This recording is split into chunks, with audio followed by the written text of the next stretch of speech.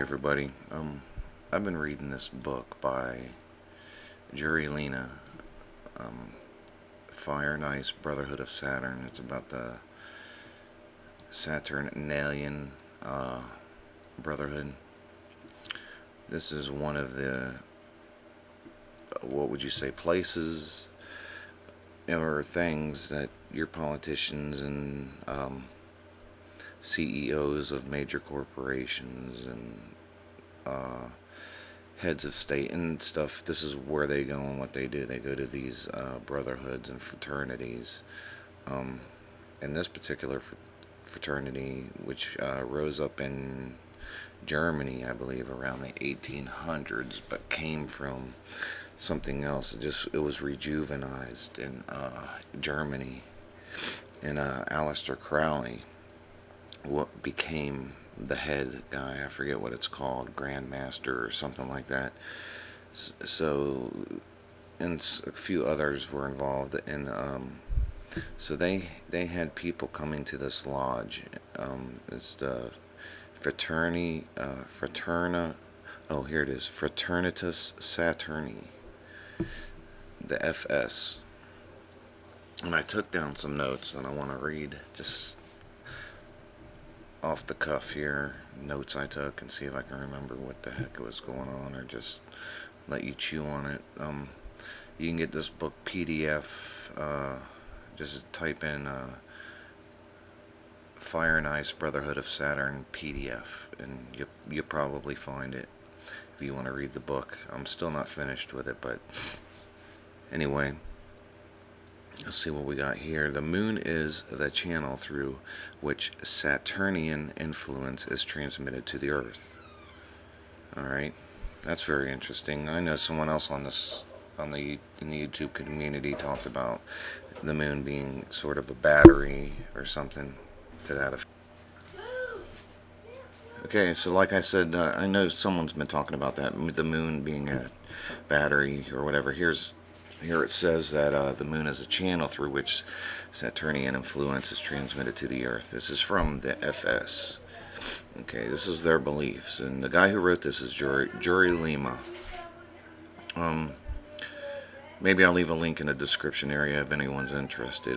Just let me know. I don't know if people look at the links or not, so I don't bother posting them unless if someone lets me know they want to see they'd like the link to this and can't find it. Just let me know, and I'll put it in the description area.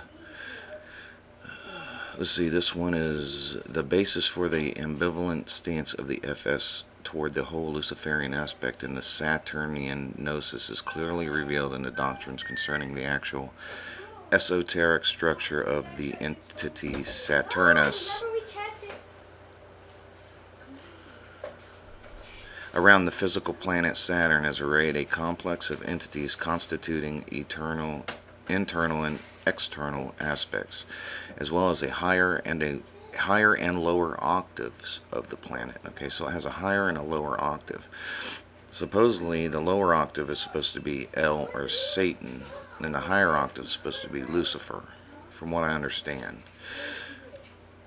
Okay, this is a little snippet from the doctrine of the Fraternitas Saturni. I seek thee, come thou to me, give me thy hands. A pale vision shone in the distance, and a slender hand began to work. Aeons descended from him to sink into sea of ages. The great angel standing there was once his brother and commander, who now has left him. Now his voice again calls to him.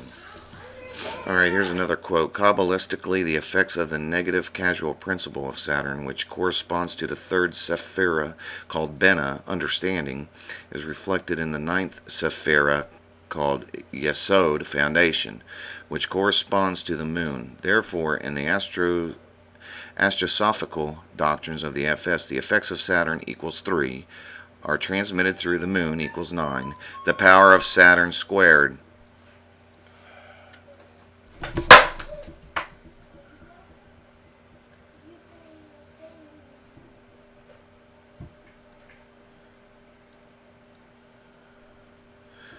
All right.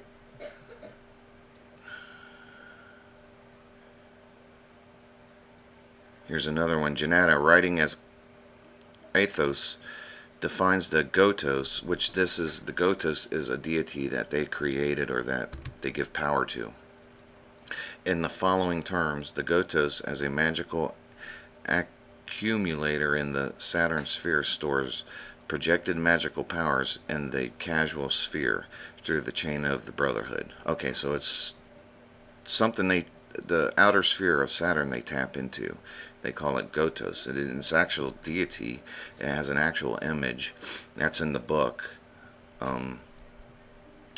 These entities were called archons. One of these archons is the entity or demiurge that created our world of matter. This entity is identified by some Gnostics with Jehovah, or the Tetragrammaton, the God of the Old Testament. Okay? And it was definitely identified by the fraternity of Saturn. Okay, it goes on to say, another note I had here, quote, or whatever, is doctrines and teachings concealed within the magical lodge Fraternitas Saturni are wrapped up in the dark cloak of the demiurge Saturnus, and are truly revealed only to those elect of Saturn who are able to comprehend and understand the Saturn gnosis. This gnosis is sometimes dark and foreboding. It uncovers the dark side of the Aquarian age, an age to be ruled by Saturn, but it is also enlightened by higher octave of Saturn, Lucifer, and by the dark light of Saturnian yoga or sexual mysticism and cosmosophy.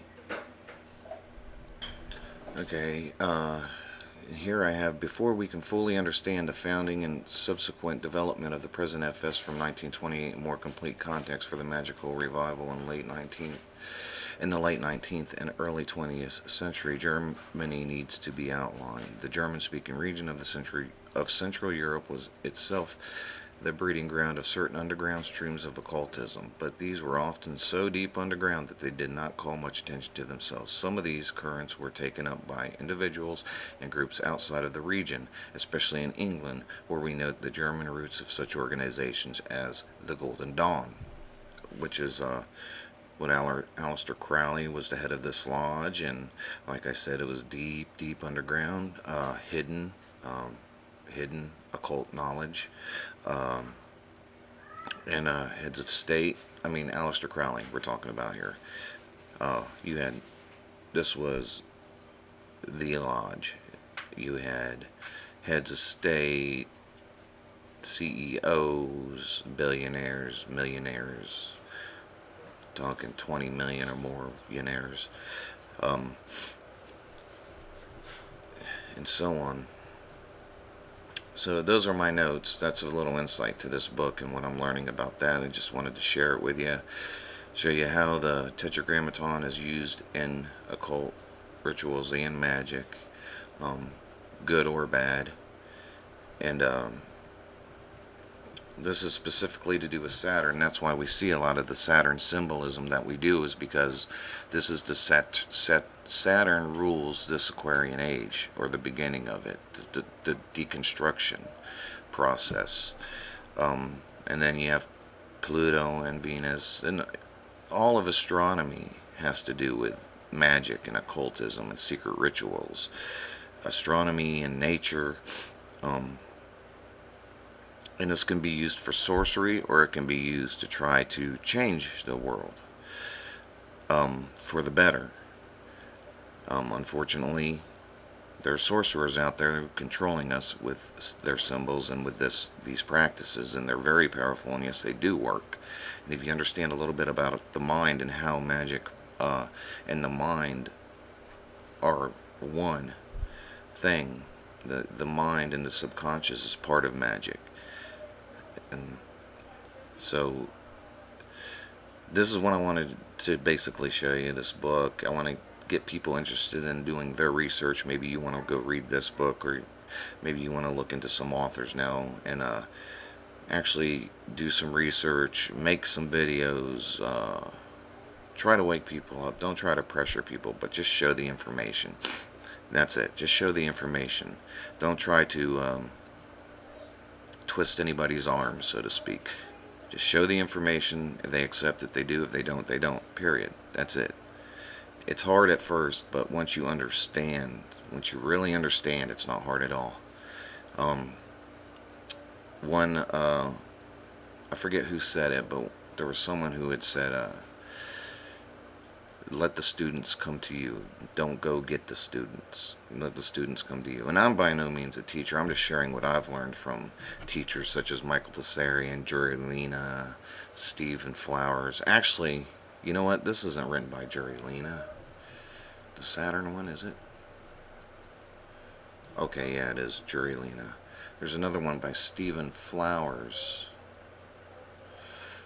I forget which one that was, but there's a lot of authors out there, a lot of people who have been suppressed. So I just wanted to share that with you. Thanks for watching. Take care.